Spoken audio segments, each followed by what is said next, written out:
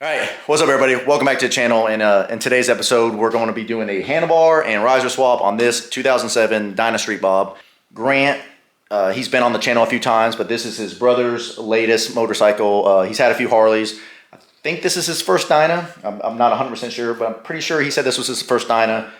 We're going to do a set of bars and risers on this bike, kind of go over some little tips and tricks, if you will. This is a 2007, so the wiring harness on it is a lot like the FXR, where you actually have to depin because the connectors are real big if you want to route the wires through the bars.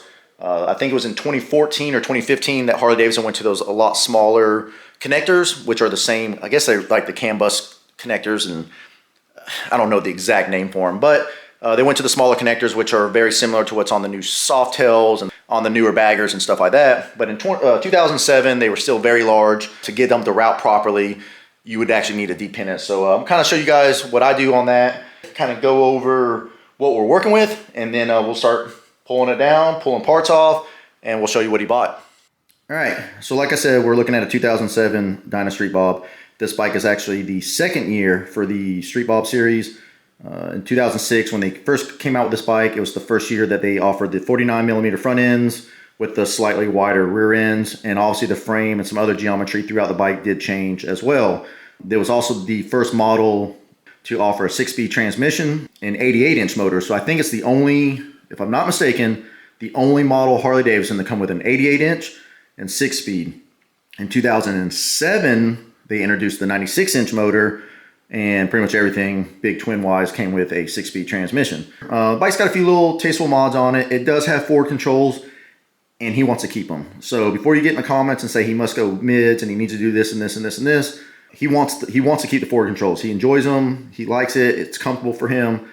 I'm not going to argue with him. I think the thing that's really cool about Harley Davidson motorcycles is that anybody can build them kind of to their liking, to their comfort level, and really all he wants to focus on is the handlebars. It does have a Saddlemen. This is their step-up Touring seat, I believe. It's a little wider in the back, give you a little bit more cushion for a passenger. It's got a set of saddlebags. It has been lowered in the rear end. I actually have a set of Drag Specialty 12.5-inch shocks, I think they are. The Drag Specialty adjustable ones from my wife's old DYNA. We might throw those on in this video real quick. Get this bike sitting up a little bit taller, because right now it's almost too low. Unfortunately, you can't ride a passenger. He did add the Memphis Shades Road Warrior fairing. This is a very popular fairing. I've had it on my Softail Lowrider S. My wife had it on her old DYNA when she owned it. On this side of the bike, as you see, it does have a 2-in-2 Vance & Hines exhaust setup. He is keeping that. He loves the sound. I'm not going to argue with him. I think the Vance & Hines pipes are probably some of the best sounding pipes on the market.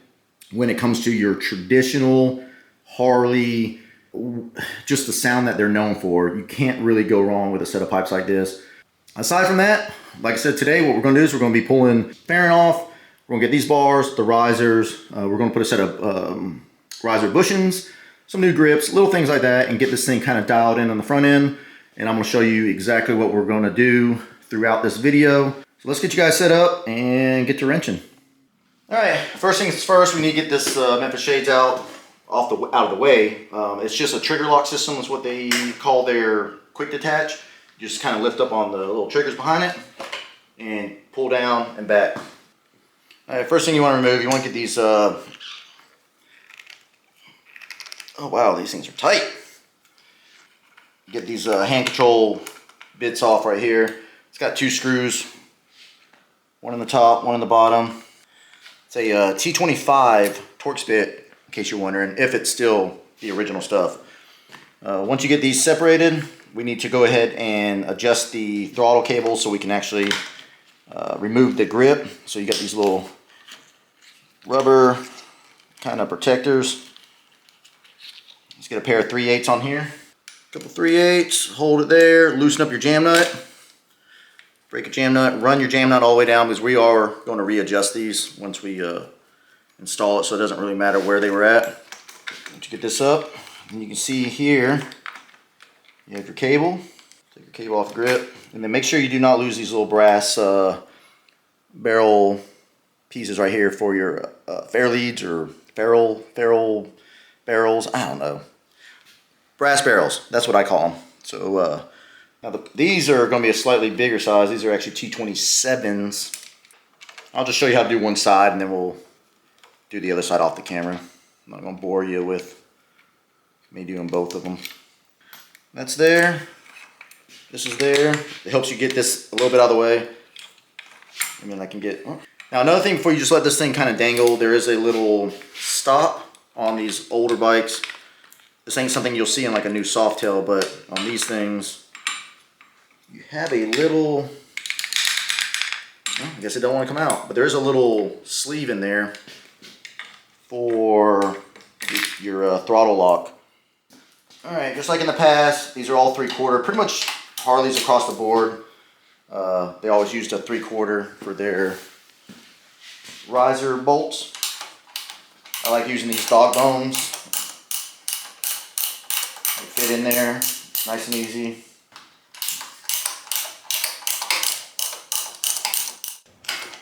There it went. Pull this out. Now this one has the little ground wire for the headlight, or actually for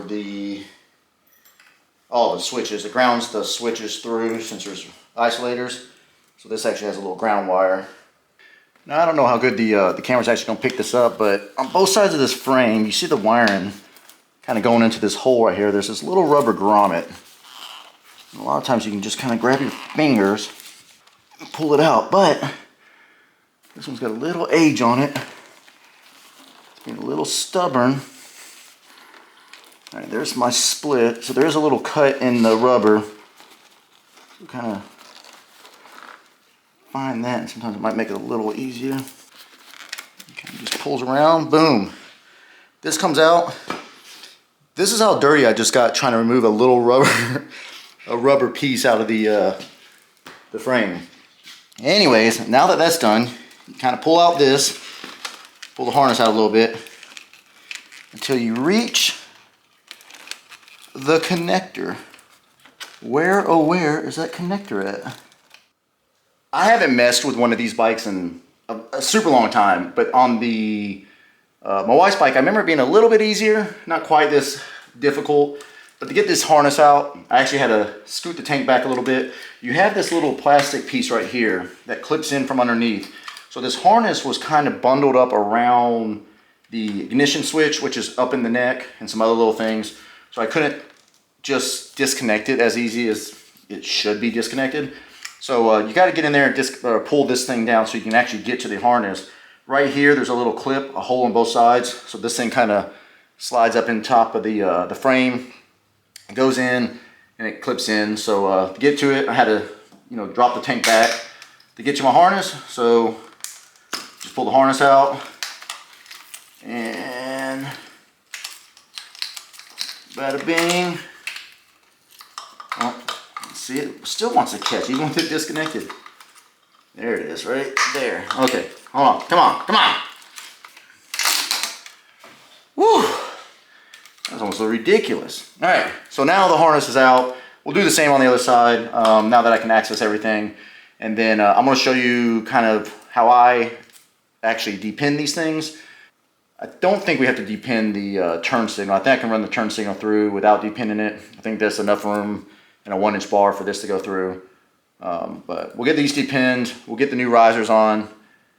We'll get this kind of wiped down too, since another little kind of tip that I always like to do, anytime that I remove part, disconnect something and there's accessibility to actually clean and detail the area, I want to get in here and clean this so that way next time someone is touching a frame, they don't look like this, just messing with this area. Bike looks all nice and clean until you actually get into the nitty gritty of parts and areas and crevices, and next thing you know, you find where all the dirt's been hiding. So let's get the other side disconnected and then we'll move on. All right, to try to help you understand my madness right here, these are the connectors that come, through the controls on the older models. And like I said, you got to depin this harness. I'm not sure if every model is the same, if they're all pretty much universal or whatever, but for some reason, through all the bikes that I've worked on over the years, I still like to draw out the wiring schematic. I don't have a lot of repair manuals for each of these bikes, so I definitely don't have anything for a DYNA. I do have some for a Softail and older baggers, but for some reason, this is just easier for me to go ahead and draw out because this is the way I understand it. So what I do is I draw it out like I'm looking at it. So if this thing focuses, right there. You see these little ears at the end and the little prong there that it clips into. So that's what my drawing is. I draw each color out. I put the main color first, / if it does have a stripe color. This is very important, especially when you start getting down here, because look, there's a black and a black side by side. However, the one black has a red stripe. So make sure you label these things correctly. It definitely is going to make it way easier when you go to put it all back together. These are basically just the tools that you'll need. A little pick, very thin pair of needle noses, and then a little flat tip screwdriver. And I'll show you how we take this apart. So basically what I do is, if you look inside there, I don't know if it's going to focus or not, but inside it's got two little prongs. You can kind of get in here sometimes without being too aggressive. Pop this little part out. It's going to expose all the prongs inside the connector, and inside there, I know again it's not going to really focus in. Each pin has like kind of a hook and a little plastic piece that catches it. So what you want to do is carefully just kind of, actually first, before we get to that point, let's unhook the back and off this thing. It's going to make these wires come out a lot easier.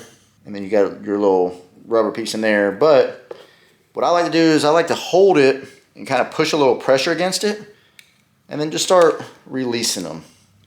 So you just kind of reach in there, and as you're freeing some loose, because you have the pressure on the back side of the harness, they just all kind of start loosening up, and you just kind of work your way around until they're all free, and then they just all come out together. It's pretty, sometimes you got to turn it a little bit. These things, because of the shape and the design, it's actually cut into the back of this. It's got to fit the same shape and slide in there the same way. But yeah, easy as pie. And then what we're going to do is we're going to feed this all the way through the handlebars and then reconnect all the connectors. So let's get over here. Let's get the riser bushings in, and then we'll show you guys what kind of bars and everything he went with. So let's get that. So for this bike, we're going to be actually using a set of the Alloy Art riser bushings. The reason that riser bushings are always a good idea anytime that you're going with like either, whether it's ape hangers or a taller riser bar setup, is leverage. So with the factory rubber ones like that were in this bike, they get a lot of end play. As the rubber breaks down, it just gets a little sloppy. You know, you don't have as much control of the bike. If you go to hit the brakes, you know, real hard, you feel a little bit of the flex. For you wheelie guys, when you try to pull back on it, you'll just, you know, you lose a lot of not a lot, but you lose some input with the handlebars. So we're actually going to do a set of these polyurethane, I think they call them their Good and Tight series. These are the exact same risers that I have in my blue FXR. I love these things. They work great. There's a lot of companies that have worked with Alloy Art. I know Bare Knuckle Paul, he has a set of his very own bushings that he does with these guys. And I think Speed Kings, I think they actually do a set. The caps are actually black. And that's what I had in my Lowrider S that I owned, because I didn't want to see the billet aluminum when I had everything blacked out on that. So there are other options. You don't just have to deal with the orange bushing and the billet caps, but when they go inside the trees, you really don't even see the orange anyways. Yeah, my bike, it's got the orange ones. You don't see it. That's what we're running. And of course, Justin's MYMACHINIST. These are his 10-inch pullback risers in a nice polish. My dirty hands aren't really giving these things the full credit they need, but we'll make sure we clean them up and get all my fingerprints off. But these are his 1-inch bar, 10-inch rise, and I believe it's just a 1-inch pullback. So these, with this and a set of nice bars, is going to put the bike pretty much exactly where my blue bike's at. So he bought the THRASHIN mid bends. We'll show you those here in a second. So basically he's going to have the exact same riding position that my bike has. However, if you sit on two bikes and you sit on a, you know, let's just say a Sportster and a Softail, or whatever you want to say, just because you sat on a Sportster and you like the 10-inch and the mid-bend bars, doesn't mean it's going to feel the same on your Softail. Every bike has a different seating position. However, the DYNA and the FXR are a little close, so he really enjoyed the way my bike sat, and that's what we went with. So he's got the similar seat, same risers, same bars, same bushings. So it should be pretty much the same-ish, minus it's an FXR versus a DYNA. You pick which one's better. So let's get these parts on and see what this thing's gonna look like all finished up.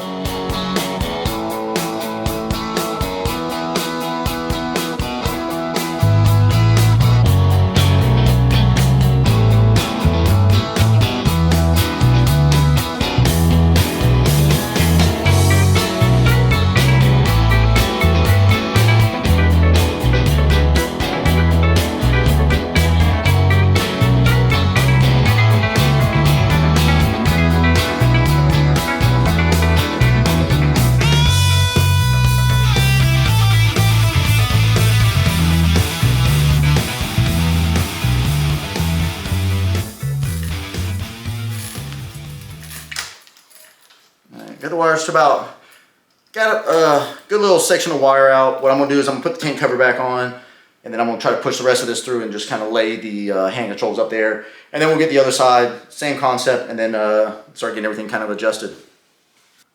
All right, so what we're gonna do now, we're gonna go ahead and feed these wires through the harness. The first thing you gotta run your wires through is the little kind of retainer clip or organizer, however you wanna call it. It's got a little tab. When this thing goes in, it actually clips in, tab lines up that. So the tab's on the top where the pieces are at. So as we feed these wires in based on our wiring diagram, we need to make sure we're facing them as we're looking at them. So for instance, orange-white is my top left corner. I need to feed the orange-white through first. I don't need to feed any other wire, so I just need to make that one go through and then work my way around. And then you have a little weather seal. Those will slide on.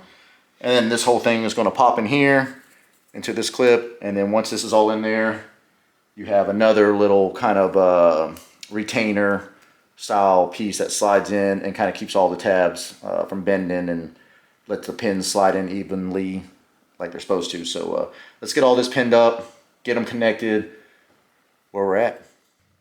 All right, as far as grips go on this bike, the gentleman went and opted for the ODI Vans grips. Super easy to install. Basically, you get your throttle side.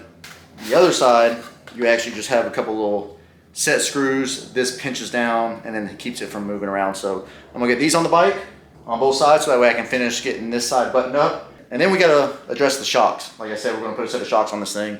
And then tomorrow in the sunlight, because it's getting kind of late, tomorrow we'll actually roll this thing out and let you guys get a full look at the new look, the new old look, new look.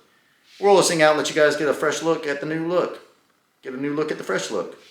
We'll let you guys do something here in a second, so let's get these grips on. All right, now that we got the front end of the bike kind of situated and done, we're gonna move on to the back. And like I said, I had a set of these laying around on my wife's bike, her old Dyna that she had that she traded in on her ST. This is a set of the Drag Specialty, I believe this is 12 or 12.5 inch, but these are actually fully adjustable. You can actually adjust the height on them by loosening this jam nut and spinning the base, I guess. That's what you would call it, the base, up and down, ½ inch either way. So whatever number you get, if you get a 12.5, you actually technically have between 12 to 13 inches of adjustment. You know, 14, you got 13.5 to 14.5, and etc. You can also adjust the preload. There's a double jam nut right here. This right here will adjust your preload, and this, of course, adjusts the height. I'm going to install these the exact same way they were on Sierra's bike. I think theirs are set at 12.5 inches right now. These measure in at 11 inches. Stock on this bike is 12, I believe. If I'm not mistaken, they're 12. Yeah, so we're just going to set them up the same way she had them. She actually rode to Sturgis 2 times on these. No, 1 time. She rode to Sturgis 1 time, and then the next time we had the Legends on there. And of course, she had the Legends on when she traded the bike in. They're not a bad shock, and for the price point, they're actually pretty decent for that kind of price. These things come in at right around 300, and I think retail on them right now are around 320, 330. For the pair, they do come in kind of a chrome-ish look, more of a polish, but with a chrome spring, and of course the all black. There's no extra cover, so it does give it a very performance look, almost like an old school Works, Fox shock, Olin's, if you will. And yeah, so we're gonna get these things installed.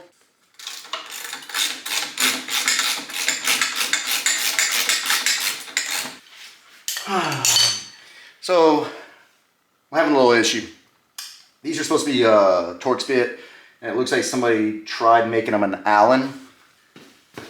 All right, it looks like someone tried making this one an Allen. The other side's still the stock Torx, so might have to figure out a way to kind of chisel this one off and loosen it up. It does have the nut on the back side, so hopefully I can just break the nut loose, get this out, and then I can look and see if I have another one of these replacement bolts. But only downside to like working on something that someone else has already kind of touched is you don't know how they assembled it or whatever, but just part of it, no big deal. We'll get on the back side, we'll try to loosen it up. It's just a 3/4 inch nut. Try loosening it up from the back and then see if we can just hold the front and go from there. Having this saddle bag here doesn't help the cause at all. There it goes. Alright, so that worked. Let's go get the other side off, and then we'll get the new shocks on and like I said, roll this thing outside and see what it looks like.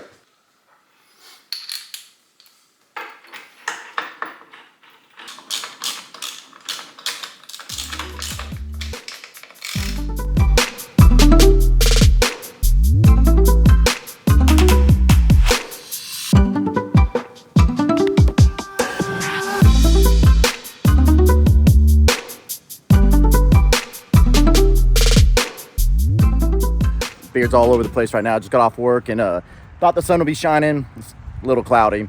Bike's done. 10-inch risers, THRASHIN mid-bend bars, ODI grips, and like I said, we did put the 12 and a half.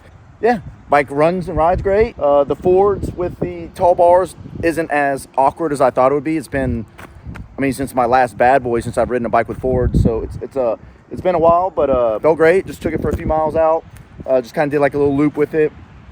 Make sure everything was tight, make sure everything was good to go before he comes and picks the bike up this weekend.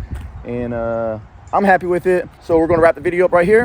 If you have any questions about the parts that we used, obviously risers, you can get those from Justin. The other parts, you can get those from, you know, either through THRASHIN directly, or I think everybody sells them. Tucker Speed sells them. Get Lowered sells them, you know. So there's a lot of vendors out there.